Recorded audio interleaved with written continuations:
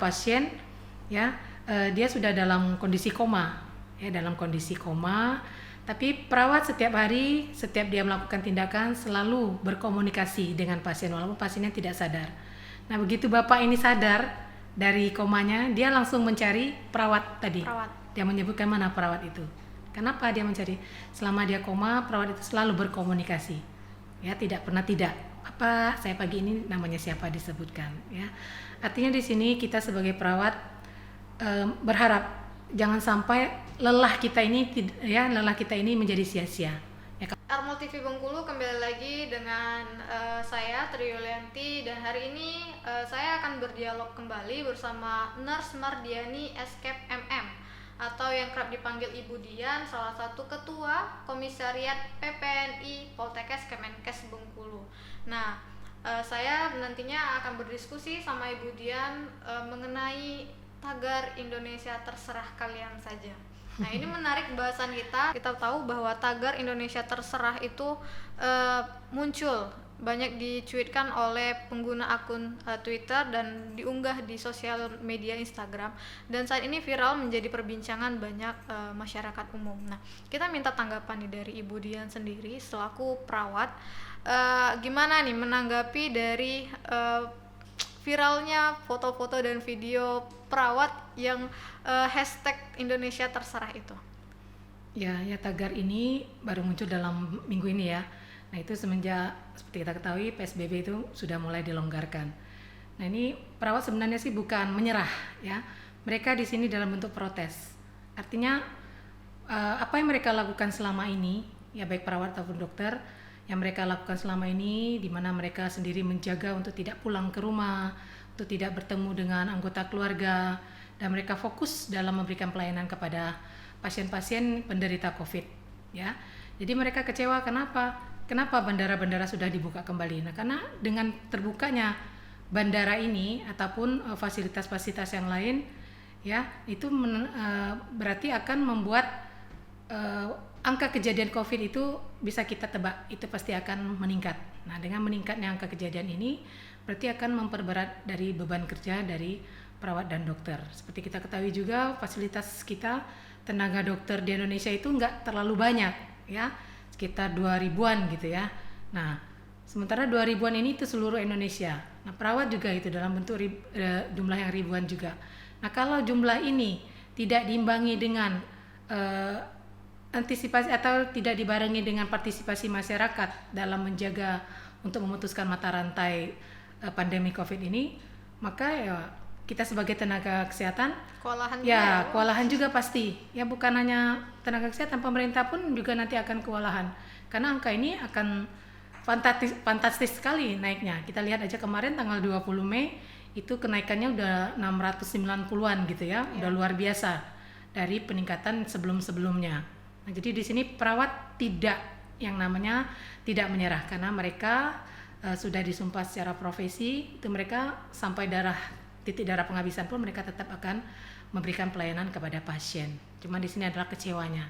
Kenapa pemerintah telah melonggarkan gitu ya. Nah, telah memberikan kelonggaran bagi masyarakat umum dalam kembali ke aktivitas mereka semula. Ya berarti itu tagar Indonesia terserah itu ungkapan rasa kecewa mereka lah ya terhadap masyarakat yang tidak patuh akan protokol kesehatan yang udah diinstruksikan oleh pemerintah. Memang kita temui pada saat itu boomingnya ketika beberapa bandara itu membludak, penumpangnya ingin pulang atau mudik, itu kita nggak tahu, tapi mereka dengan bangga membawa surat bebas COVID gitu ya, bebas COVID. Mereka pergi ke bandara gitu, dan kita tahu tadi sudah dijelasin bahwa dalam satu pesawat aja udah ada 40, nggak kebayang tracingnya gimana nanti ya Bu ya. Iya benar, dan surat bebas COVID itu ya karena manusia yang membuat ya. Nah kadang memang mereka tidak melalui pemeriksaan yang sebenarnya, itu bisa dibeli gitu ya, itu informasinya, itu ada yang bisa dibeli. Nah kalau kejadian ini terus menerus tidak di-cut atau tidak ada kesadaran dari kita semua, jelas kita tidak akan pernah bebas dari pandemi COVID ini. Ya, beberapa riset ataupun ahli sudah mengatakan sulit untuk memprediksi kapan kita Indonesia ini bisa bebas dari COVID. Sementara negara-negara lain itu sudah mulai berangsur-angsur, sudah mulai terjadi penurunan dari kasus COVID-nya. Contohnya nggak usah jauh-jauh jalan negara yang tidak diakui negara ini sebenarnya, Taiwan contohnya. Ya, Taiwan itu sendiri mereka mampu mengatasi kondisi COVID ini. Kenapa? Karena itu tadi mereka disiplin dan mereka sama-sama berjuang. Artinya bukan hanya nakes. Jadi semua masyarakat berjuang, salah satunya itu menggunakan masker. Semua di dalam bentuk apapun mereka menggunakan masker, ya, menjaga jarak, PHBS itu tetap mereka lakukan. Jadi kelelahan perawat dan dokter selama ini itu kayaknya jadi sia-sia gitu ya. Mereka berbulan-bulan tidak pulang ke rumah, ya, tapi akan sia-sia saja kalau pemberlakuan PSBB ini semakin dilonggarkan. Ya, ini tagar Indonesia terserah yang digaungkan oleh para nakes ini harus cepat-cepat diambil kebijakan ya oleh pemerintah. Kalau enggak, kalau mereka menyerah gimana ini nantinya? Ya itu saya katakan tadi, menyerah tidak. Tapi kalau artinya beban kerja mereka terlalu over, ya namanya semua pekerjaan kalau over pasti akan kolaps. Ya, seperti saya katakan tadi, rasio antara tenaga kesehatan dengan masyarakat kita kan jauh sekali. Nah, kalau tidak dibantu oleh masyarakat, seberapapun jumlah nakes kita, chaos nantinya, ya. Apalagi kita tahu nih kan Bu, untuk nggak usah jauh-jauh nih, di Bengkulu aja nakesnya juga banyak yang terpapar. Apalagi kita lihat kalau di luar itu bahkan nakesnya yang menjadi korban keganasan COVID ya, sampai meninggal dunia, mana sudah tidak pulang, kemudian tidak bertemu keluarga, terpapar pula dan akhirnya meninggal. Itulah ungkapan kekecewaan mereka mungkin ya Bu ya. Iya, bukan hanya di dunia ya, di Bengkulu sendiri pun sudah banyak perawat-perawat kita yang positif COVID gitu ya. Nah, seperti kita lihat dahulunya kan Rumah Sakit M Yunus itu kan untuk pelayanan kepada seluruh pasien dengan kondisi atau penyakit apapun. Nah, sejak perawat mereka di karantina kemarin 50 orang gitu ya, perawat tenaga kesehatan yang lainnya. Nah, itu maka fungsi rumah sakit tersebut mulai berubah. Jadi mereka pelayanan hanya khusus pasien COVID saja. Nah, kalau nanti perawat semua di sana nyatakan positif kan mereka harus dikarantina. Kalau mereka dikarantina, misalnya mereka ada 100 orang dari karantina, ya otomatis tutuplah pusat pelayanan tersebut ya. Jadi bukan hanya di Bengkulu kondisi yang demikian, di tempat lain pun, di provinsi lain pun sudah banyak yang kita lihat ada rumah sakit yang ya terpaksa tutup sementara karena petugas kesehatannya, perawat, dokter dan semua yang ada di dalamnya itu sudah positif COVID-19 gitu ya. Oke, sempat viral juga, hampir tidak jauh lah, tidak lama berselang dari hashtag tagar Indonesia terserah, kita mendapat kabar duka bahwa salah satu perawat di luar kota itu, kota mana ya aku lupa, Surabaya kayaknya ya, yang hamil itu meninggal dunia ya, dan banyak perawat di sana yang sampai jatuh pingsan, sampai tidak bisa menahan kekecewaannya, rasa tangisnya itu Bu. Itu sangat mengiris hati lah ya. Dengan kondisi saat ini masyarakatnya masih tetap untuk berada di luar nih ya. Kadang masyarakat mengatakan itu kan tugas mereka sebagai perawat, kalau memang nggak mau ya berhenti aja jadi perawat. Nah, itu kan artinya stigma negatif ya. Sementara kalau kita perawat bukan begitu. Kita sebagai perawat, walau bagaimanapun situasi dan kondisinya, kita tetap akan menjalankan tugas kita dalam memberikan pelayanan kepada masyarakat ya, pasien, keluarga ataupun kelompok masyarakat. Nah, di sini ya kecewanya itu tadi karena beban kerja ya. Kalau pasiennya bisa terkontrol, artinya kasus ini tidak drastis naiknya, maka beban kerja perawat otomatis tidak akan berat. Tapi kalau tiba-tiba kasus ini membludak gitu ya, angka kejadiannya yang fantastis, udah pasti kinerja tenaga kesehatan ya itu akan menjadi over bisa menimbulkan kelelahan. Nah, kalau kelelahan ini siapapun ya, fisik kita kalau udah kelelahan pasti akan KO juga kita, walaupun sudah kita diberi suplemen ya, ataupun kita sudah makan makanan yang bergizi, tapi karena beban kerja kita yang over ya tidak bisa dipungkiri pada saatnya nanti kalau ini tetap berlanjut itu bisa chaos, semua chaos ya. ini kan sebentar lagi menjelang Hari Raya Idul Fitri ya Bu. Hmm. Beberapa pusat perbelanjaan juga ramai dikunjungi masyarakat. Kemudian tidak hanya itu, beberapa pinggir jalan pun juga masih ramai gitu.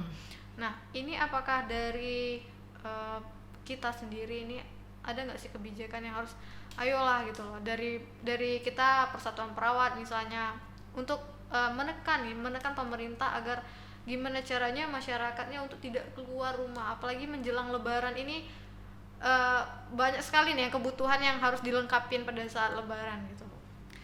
Ya, kita sebagai nakes kan untuk polisi atau kebijakan itu kan nggak bisa kita ambil, karena polisi ini harus diambil oleh yang pemegang kepentingan.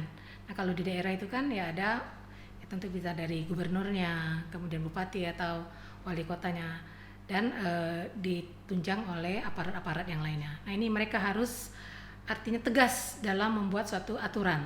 Ya, kalau pemerintah tegas, saya yakin masyarakat juga akan ikut dalam aturan tersebut. Ya, kalau kita nakes paling kita bisa hanya menghimbau ataupun ya dalam bentuk protes, itu pun ya kalau diindahkan. Kalau tidak, ya kita tetap bekerja. Ya, bekerja, nggak bisa tidak, karena kita memang sudah profesional di bawah sumpah kita sebagai seorang perawat. Oke, kembali lagi kita sangat mengapresiasi sekali profesionalitas yang dilakukan oleh para tenaga kesehatan dalam menangani COVID-19 saat ini, khususnya di Indonesia.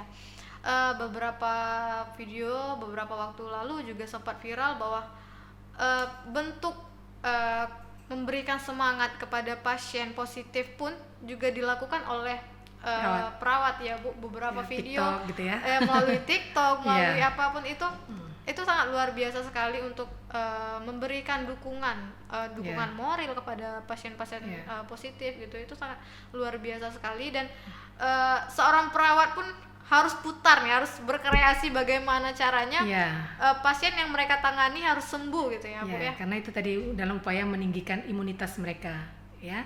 Jadi kalau imunitas mereka tinggi, dengan kata lain mereka menjadi rileks, nggak kepikiran gitu ya.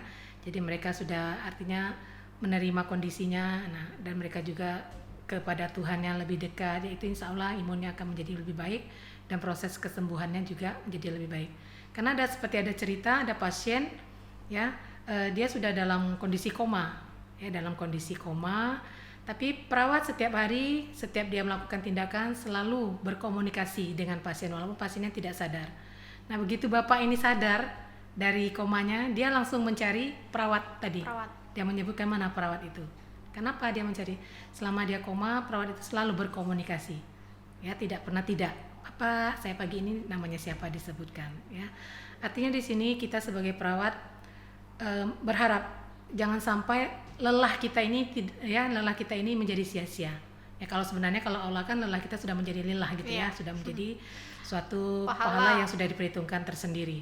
Nah, tapi kita harapkan apa yang sudah diperbuat ini dalam 3 bulan belakang ini ya, itu semua tidak sia-sia. Ya. Dan masyarakat itu mereka kita harapkan ya tidak ada yang sakit gitu ya, tidak ada yang sakit sehingga angka kejadian COVID ini ya tidak menjadi booming gitu ya, tidak menjadi semakin banyak. Kita harapan kita semua masyarakat ikutlah membantu ya, jangan sampai beban kerja kami tenaga perawat ini itu menjadi sia-sia. Apa yang sudah kita kerjakan itu menjadi sia-sia. Oke. Kita harapin tenaga kesehatan kita tetap kuat, tetap melakukan pekerjaannya secara profesional, kemudian angka positif COVID-19 di Indonesia menurun, bahkan bisa 0 gitu ya Bu ya. Kita harapkan seperti itu, tapi itu juga harus dibarengi dengan masyarakatnya yang tetap patuh pada instruksi pemerintah sesuai dengan protokol kesehatan. Nah, boleh nih Bu kasih sedikit pesan kepada tenaga kesehatan, mungkin ada puisi atau apa boleh disampaikan tenaga kesehatan bahwa di sini kita juga mensupport tenaga kesehatan untuk tetap semangat, tetap menjalankan tugasnya dengan semaksimal mungkin dan terhindarlah dari virus COVID-19. Baiklah, di sini saya sedikit menyampaikan ada puisi dari perawat senior Indonesia, Profesor Eli Nur Rahman, yang disampaikan pada Hari Perawat Sedunia pada tanggal 12 Mei lalu. Dia membuat puisi khusus untuk perawat. Di sini saya akan kembali membacakan. Di masa seperti saat ini, di mana virus corona merajalela, dia tidak memilih atau memilah pada yang tua ataupun yang muda. Semua sama, semua bisa terkena dan semua menderita. Hingar-bingar di berbagai tempat, hingga hiruk pikuk semua telah banyak jatuh korban ketidakberdayaan termasuk perawat kita. Benarkah perawat kita adalah korban tanpa daya? Karena tidak cukup alat dan perawat kita bekerja didesak situasi. Perawat sadar diri membantu sesama yang tengah menderita, walau APD terbatas dan dipakainya menjadi berlama-lama, sehingga tiada lagi tempat bagi perawat untuk merajut sebuah kisah nyata, bahagia di tengah keluarga. Luar biasa. Ya, mungkin itu ya, kita sama-sama tetap membantu perawat, ya, masyarakat tetap social distancing, PHBS, menjaga jarak, dan menggunakan masker. Dan stay at home, jangan keluar rumah kalau memang nggak penting gitu ya. Ingat pesan Budian, jangan keluar rumah kalau nggak penting. Dan untuk tenaga kesehatan tetap semangat. Kami di sini akan selalu mensupport kalian, mendoakan kalian. Tetaplah bekerja semaksimal mungkin dan semoga Tuhan selalu melindungi kalian semua. Amin, Amin. amin, Amin. Ya Rabbal Alamin. Oke, sahabat Merdeka dimanapun Anda berada, terima kasih telah setia bersama kami di Armol TV Bengkulu bersama dengan Ibu Dian. Kita kembali lagi di diskusi selanjutnya dan sampai ketemu lagi.